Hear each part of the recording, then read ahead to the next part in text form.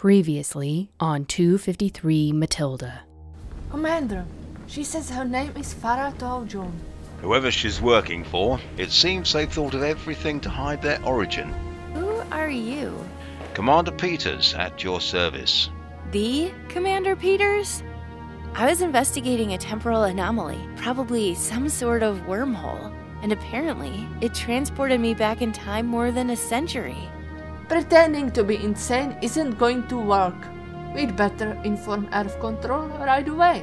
We're very concerned about what this spy may mean. If some power is trying to change your little world status away from neutrality, it could be the tiny spark that sets off the whole conflagration. We're calling you home. Escort the spy to Earth for further interrogation. Excuse me? It's not your decision, Commander Peters. You've probably cost me my command here. Hope you're happy. What? But you can't... I mean, you have a long future here. Well, let's go. You're coming with me back to Earth. There's people there with a lot more questions for you. Express Shuttle Enterprise requesting landing instructions. Enterprise, proceed to Kulasekharapatnam spaceport to Nadu, India. Now, please be aware that upon arrival, you'll all be held in isolation for biological decontamination and examination. Just when I thought things couldn't get any worse. And now... Do you really have to put me through all this? You've made unbelievable claims. A complete battery of tests allows us to falsify more of your claims conclusively. How? The muscle test will show if you've been living in low gravity your whole life as you claim. I didn't claim that. I said I'd been living on 253 Mathilde. Our acceleration gave us near-Earth gravity for the past 15 years. That's a very convenient. Hold still while my telepresence robot extracts a blood sample. Ow! What's this for? You won't tell us where you really came from, so we have to examine you for all manner of biological contagion. Okay, that's enough blood. Hey, Dr. Disembodied Voice, whoever you are, suppose for a moment that I do come from the future. Alright, just for a brief moment. What tests could you run that would prove it? That's an interesting question. I suppose someone from the future would have a distinct microbiota with bacteria immune to some of our current antibiotics. And they might have some viral DNA that's a more advanced mutation of a known virus. I don't think you have artificial wombs yet, do you? Of course not. Maybe you can find evidence that I was grown in one. Oh yeah, and my DNA had some bits modified and removed to better my health odds. You must not do that yet either. We do in a limited way in some cases, but it should be easy to recognize a more advanced technique from the future. Can you please humor me and run those tests? I'd be happy to, but it means more scans and tissue samples for you. That's okay. How much longer will I be in medical isolation? You are being released from quarantine into interrogation tomorrow if all goes well. When you meet Blackburn, you'll wish I'd kept you in quarantine.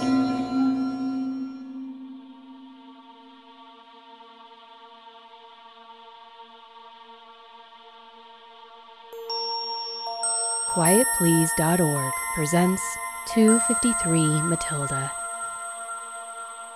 The year is 2107. Fully equipped with engines and crew and launched last year, the asteroid 253 Mathilde is still in the main asteroid belt, accelerating outward at a millimeter per second per second. Episode 25, Earth's Past.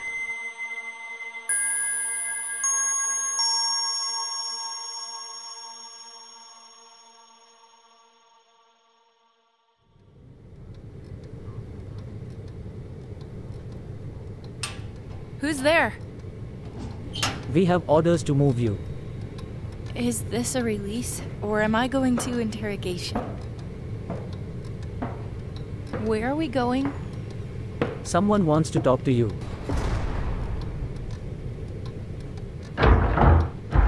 Thank you, guards. You can go. I'll take it from here. Call us when you're done with her. Will do. You'll want to find a stretcher. She's not going to be walking out. What are you planning to do to me? Take a seat. That one, yes. So you're the notorious spacefaring spy. Somehow I expected more. But I suppose a good spy never looks like what we'd imagine a spy to look like, What kind of spy would knock on an airlock door with a story as bizarre as mine? You people never listen to me. This is your last chance to tell me who you really are, where you're really from, and who you're really working for. If I knew enough about this time period, I'd make up a spy story for you. But I can only tell you the truth. I'm Farah Tojo. I'm from 253 Mathilde in your future, where I'm the chief mechanic. So be it. This is your choice. What's in that syringe? Hold out your arm, and you'll find out. If I don't? Then you'll find out much more painfully. Relax. It will happen quick. What will? You'll see.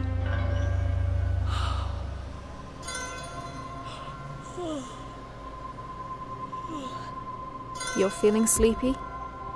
Yes. Good. Listen to my voice. You can hear only my voice. I can only hear your voice. Your mind is at peace, floating in a void. There's nothing in the world except for you and me. How do you feel? At peace. Tojo. Farah. Do you know me? No, I don't know you. You do know me, Farah. I'm a friend. Remember, I'm your best friend. Repeat that to me. You're my best friend. Can you remember my name, Farah? The name of your best friend? Marissa Flint. You're Marissa Flint. That's right. I'm Marissa Flint. Do you remember where we first met, Farah? Think back to that day. When was it? And where were we? We've been around each other my whole life. It's a small community. But was there a particular day when you felt we became real friends? Maybe that day your sister suggested I fill in for her playing hoverball with you. Hoverball? How long ago was that? Almost 20 years ago. You've been great. At first, I thought our friendship might be a little awkward with you being so much older than me, but it's never bothered us. You're back there now, living that moment. Where are we? The hoverball court. In what city? There's only one city in our world. What's that city called? It doesn't have a name. All cities have names. Not ours. Sometimes we call it the base. You're fighting me, Farah. You're trying not to remember. I'm your friend. I'm Marissa. There's nothing to hide from me. I know all about the city. I just want to hear you say it. It's the only settlement on 253 Mathilde. What are you doing on 253 Mathilde? It's our home. We're in the year 2087, playing this game called Hoverball. The Centaurians haven't reached Earth yet. 253 Mathilde is an uninhabited ball of rock no human has set foot on. The start of base construction is years away. You're mistaken, Marissa. It's 2220. Maybe 2221. We just left the Tau Ceti system. I'm not Marissa. I'm your superior officer. You're used to reporting to me. You obey me instinctively. Do you recall who I am? Yes, Mayor. I'm ordering you to repeat back to me what the object of your mission on 253 Mathilde was. Our mission was to explore the galaxy, launch deceleration ships to selected habitable planets, learn as much as possible from their transmissions. That's your cover story, to make them think you're a harmless lunatic. But there's nobody but us two here. Tell me your real mission. I don't understand. You're in an airlock on 253 Mathilde. You don't have a spacesuit. The inner door is clear, and you can see me on the other side of it. The airlock begins to cycle. Help! Mayor, help! Mayor, help! Get me out of here! I can't do that until you tell me the truth. You're gasping for air.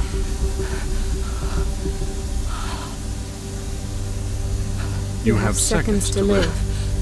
Tell me who you really are, and where you really come from, and I'll save you. I'm Chief Farah Tojo. I was born on 253 Mathilde. Help me, Mayor.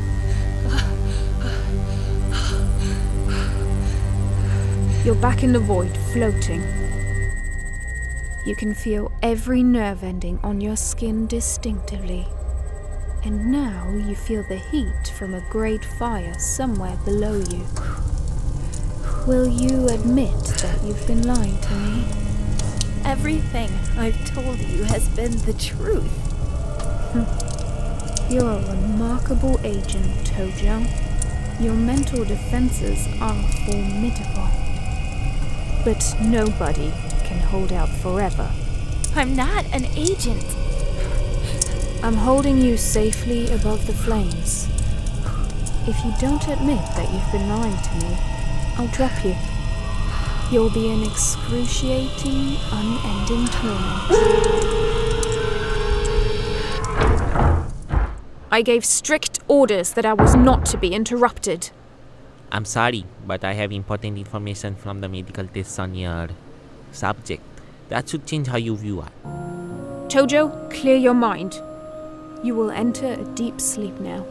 We'll discuss things further when you've recovered.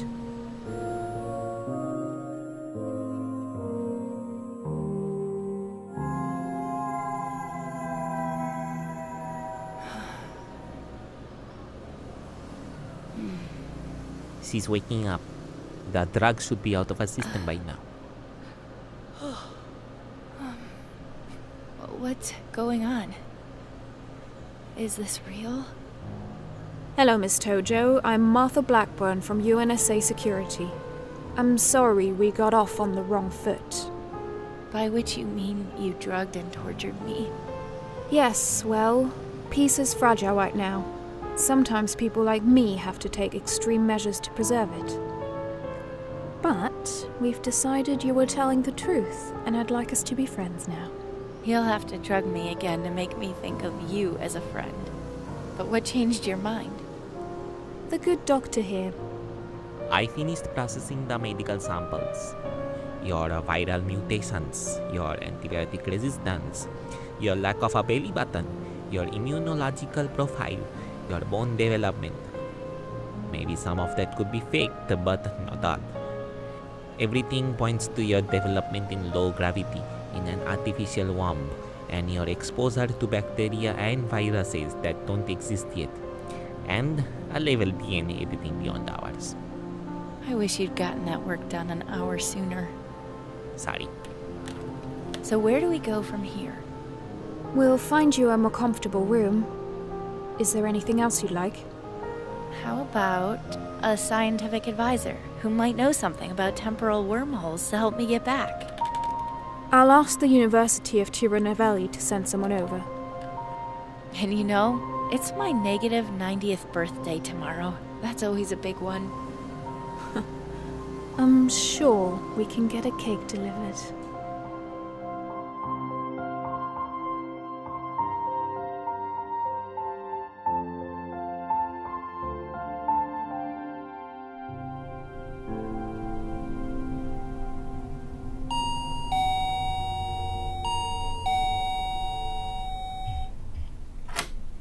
Come in.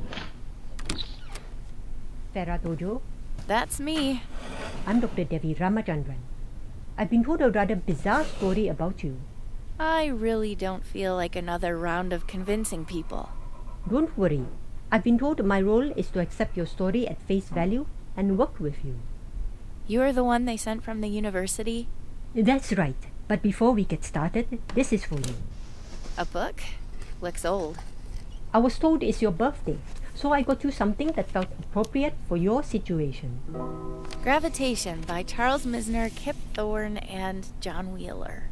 An original 1973 edition. Einstein and Rosen proposed wormholes in 1935, but Gravitation was the seminal 20th century book on the subject. Something in here can get me home? Maybe a model I've built on the shoulders of such giants can help. We'll see. I've published several papers on wormhole theory, so I'm pretty excited to meet the only person ever to discover one and walk through it, which is perplexing since I thought your body would be spaghettified by the intense forces at work. I'm glad you were wrong about that part. If the rest of my theories are correct, the other end, the future, is determining the movement. 253 Mathilde's future shields seem to have ensnared it somehow, and that caused it to also attach to the same asteroid here in 2107. But at some point, it may have come free in the future, and that may move it in our time, or out of our time entirely. I appreciate that you've come well informed and I don't have to repeat myself. But supposing I could find where this end of the wormhole has moved to, could I get back through? I tried twice already. Maybe it already moved. I think it's a directional phenomenon. There's an entrance and an exit. You can't enter through the exit. So there's no point in looking for the exit. What you need to do is flip it. Flipping a wormhole across hundreds of years. Actually, hundreds of thousands Earth time. It sounds like one of those theoretical problems in science that might require harvesting a few Jupiter-mass planets for energy. No, not really. A wormhole is an incredibly unstable phenomenon, and it only has two modes, so even the slightest nudge could do it. And 2 years or 2 lark should be equal energy. What kind of nudge? Something that influences the local space-time quantum field. Actually, that can save you the trouble of finding the wormhole too, because it should attract any in the area the same way it did for you in the future. Then what we're looking for is probably something that 253 Mathilde's shields did. Will do. Could it be the harmonic graviton condensation oscillator? You have to explain to me what that is and what it does exactly.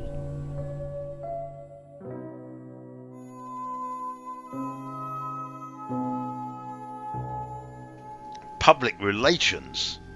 Essentially. We feel that's the best way you can serve the mission at the moment. Except for deserters, you're the only person on this planet who knows what it's like up there, and we hope that you can bring a more positive spin. I'm not feeling very positive.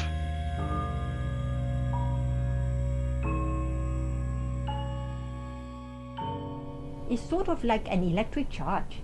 You attract it with the opposite spin.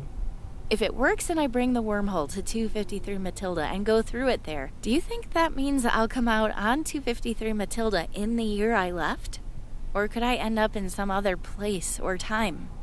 Honestly, I'm not sure. I'm amazed that we've come up with a theory that might make the wormhole jump to your location and flip the entry end to you. That's already going pretty far out on a limb. I can't go any further out to promise where it'll take you. Your origin might be a privilege point in the continuum, or it might not. If it takes me into deep space or a star, that'll be a pretty big problem. The fact that it was on the surface of Mathilde, even the same spot on the surface, in 2 time periods. I guess that suggests it has an inherent preference for both ends being in the same physical location. But I don't know if I don't want to bet your life on it, and we don't have any data to suggest what year you come out in. Well, we've made pretty good progress. No sure things, but a lot better than I expected. Will you do me a favor? Sure. When people ask you, tell them we haven't made any progress. Why? Because I'm pretty sure they don't want me leaving. They wouldn't have sent you to me if they'd imagined there was any chance you could get me home. Okay, I understand. The notion that the two of us could invent new physics to explain the inexplicable in a matter of days and then apply that to return me to the future, I guess it is rather ludicrous when I think about it. No wonder they weren't worried. But I hope we've got something. I'd better answer that. Miss Tojo, I've been asked to escort you to the controller's office. Welcome, Miss Tojo. Call me Chief. That feels odd, but as you wish. How are you liking your new accommodations, Chief? They're a big improvement, but a cage is still a cage. Well, you are free to go, but you would find life on the streets of Kulasekharapatnam a bit rough, with no identification, not a single rupee in your pocket. We would like to help by offering you a job. Doing what? Something you're perfectly suited for. Designing and building technology. Tinkering, inventing. I see. You mean you want me to make you things from your future? If you must put it that way. I don't want to destroy my own past. But you're here, Chief Tojo. This is your present now. So, why not help make it better? You'll be very well compensated. Excuse me, just a moment.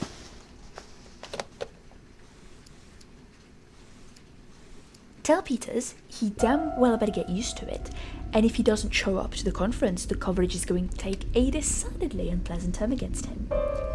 I am with someone right now. Please do not interrupt again. Sorry about that. Was that about Commander Peters? Former Commander Peters. It's absolutely essential that you send Commander Peters back to 253 Mathilde. Why? Because that's the way it happened. Well, do you recall reading about him being recalled to Earth bravely in the second year of the mission? No, I doubt that happened. Though I probably wouldn't remember such a small detail. Then your history has already changed because of your presence, and it's time for you to start living in your new reality. Maybe, but the bigger the change you make, the more far-reaching the consequences. Conceivably, replacing the commander could lead to a chain of events that causes me not to be born, or not to end up coming through the anomaly. And what would that mean for us? We could be caught in a temporal paradox. You're saying, if we replace Commander Peters, we may destroy the entire universe? That's right. I mean, it's not a certainty. None of us knows what happens in a temporal paradox. But do you really want to be responsible for the destruction of the universe? Well, I could consider rescinding his transfer if you can do something for us in return. What's that? You would agree that changes to life on Earth are fairly irrelevant to what happens on 253 Mathilde, right? Especially if we choose not to share any advancements with them without your approval. I suppose. Then, helping Earth develop future technology and avoid any historic disasters you may remember wouldn't cause a universe-destroying paradox, would it? I guess probably not. Then you'll take the job. You're literally trying to blackmail me into doing something I know is wrong by threatening the destruction of the universe if I won't. You make me sound like quite the sinister supervillain, but I'm just a bureaucrat, trying to save lives, solve our world's problems. You know, this city, like a lot of others, is only escaping the rising ocean with an increasingly complex system of seawalls, and you know secrets from the 23rd century that might save it. Why don't you ask the Centaurians? They probably know more advanced tech than I do. This here's the savages they can't trust. The ones still on Earth didn't even agree with helping build Mathilde. You're a human being. You know better. Maybe you don't know how to solve the sea level or other problems directly, but what you do know can set off a whole chain of new innovations that could make our planet a much better place. Or start a world war. That is a cheap cop-out, and you know it. And there's bound to be something that you know that would save lives. You think you can live with yourself, knowing that, say, thousands of people will die in a flood you could have warned them about, because you read about it as a kid? What if you become good friends with one of those people first? What if you marry someone, then realize he's supposed to die? I'm glad history wasn't my best subject. I'll make this simpler for you. We're letting the world know about you, everyone is going to know you're the woman from the future. And good luck explaining to everybody you meet for the rest of your life why you refuse to help them lead easier lives.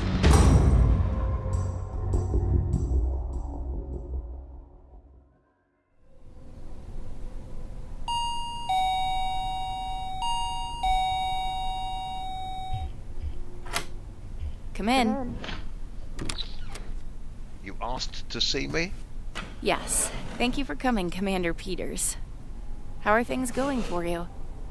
I'm exiled to Earth to live out my days working in public relations. We can't let that happen. I don't see that there's a choice. There's always a choice. Then tell me, what can I do? We're getting out of here, and we're not waiting for permission. Are you expecting someone? Our help. Farah Tojo? Come in, Ambassador. Call me 8. How is a Centaurian supposed to help us? And why? We have common goals. Such as? We want the timeline protected, and we don't want advanced technology falling into the hands of a planet not ready for it. We concluded the best solution to both issues is to help you. They've got stun weapons that'll get through metal detectors. They got the knowledge. They can help us get where we need to go. We can also forge identification papers for you. And they can help me make the device I need to get back to my time. Even if we stole a rocket somehow, we can't do the jobs of 100 people to prepare a launch. And your average rocket can't reach Mathilde anyway. But they're going to be sending up your replacement. Yes, Commander Patel launches on Thursday. Then all we have to do is replace your replacement without anyone realizing until it's too late. We have a voice-changing device which will allow you to impersonate Commander Patel over radio. There'll be replacements for the deserters going up too. Did you not hear the part about stun weapons?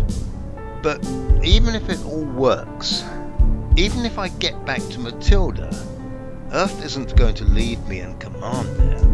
We will use diplomatic pressure to encourage them to accept you, but ultimately what can they do about it anyway? 8 is right.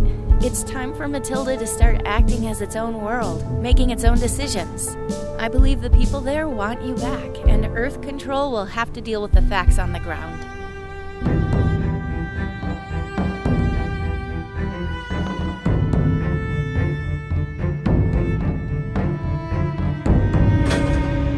So far, we've illegally entered a United Nations Space Agency facility with forged identities.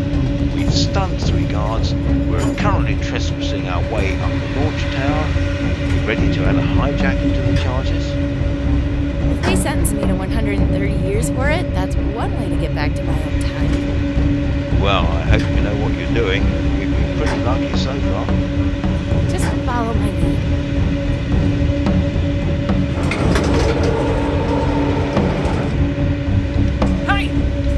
Doing here? You can't be coming up here during the fuel load. It's dangerous. Wait, aren't you Commander Peters? And you! That time traveler from the news today. The fate of the universe depends on Commander Peters making this flight instead of Commander Patel. We're here to prevent a time paradox. What's that thing you are holding? A weapon. Don't make me use it on you. A hijacking? I know it seems pretty extreme, but who am I to argue with a destiny that's already written for me? Things have to happen the way Tojo knows they did, or she might not end up time traveling again in 130 years, which could get us caught in a loop. What if the multiverse theory of time... Are you willing to bet the future of every sentient being in the universe on the multiverse theory of time being the correct one? I suppose not. But I don't want to participate in the hijacking either. That's okay, we can stun you. There, absolved you both of all responsibility. That just leaves Commander Patel, right? She'll be in the cockpit. Let's go. This is it.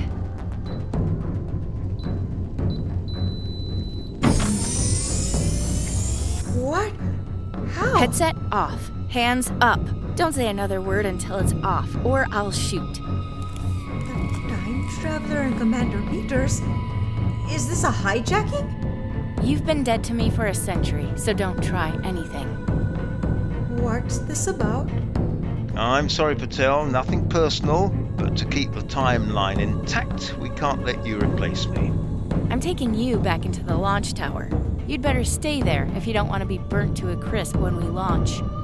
Okay, let's move slowly now, toward the hatch.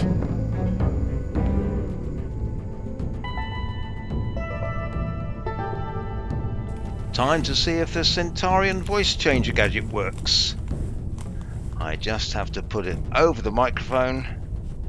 Commander Patel, where have you been? Sorry, had to take a restroom break. Let's continue with the countdown. T-minus 9 minutes. How's the readout? Everything's nominal. First stage fuel load nearly complete.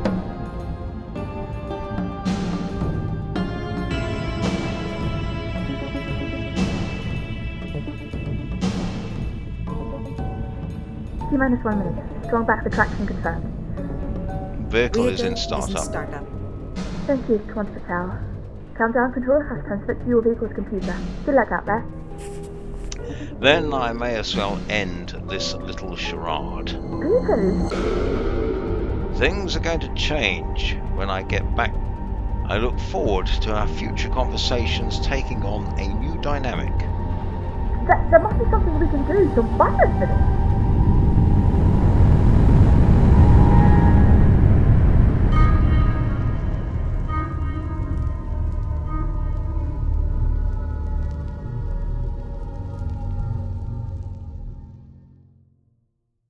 Thanks for the ride, Commander. You're gonna do a great job here and leave a proud legacy. I hope you're right. Before you go, did you know you left your book in the shuttle? I know. Somebody on Earth gave it to me as a gift, but I think it should stay in its own time. So, you should keep it. Okay, I'm heading inside. Are you far enough from the base and ready to open your wormhole? I'm initiating the pulse now. How does my voice sound to you now? Very distorted and slow. Great! Yours sounds sped up. That's how it was when I went through the first time, so it's a good sign it worked. Good luck, Farah. I'll see you again if I live to be 120-something. At least you'll have the book to remember me by. Okay, here goes. I'm walking in.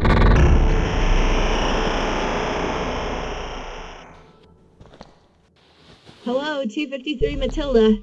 This is Chief Tojo speaking. Please tell me you can hear me. Who did you say you are? Farah Tojo. I'm back. Nice voice clone, Robert, but it's not funny. She was a real person. My grandmother was her friend. Her loss was a tragedy. Get back to work on that sanitation system. Hello? Hello? The sky. It's so empty.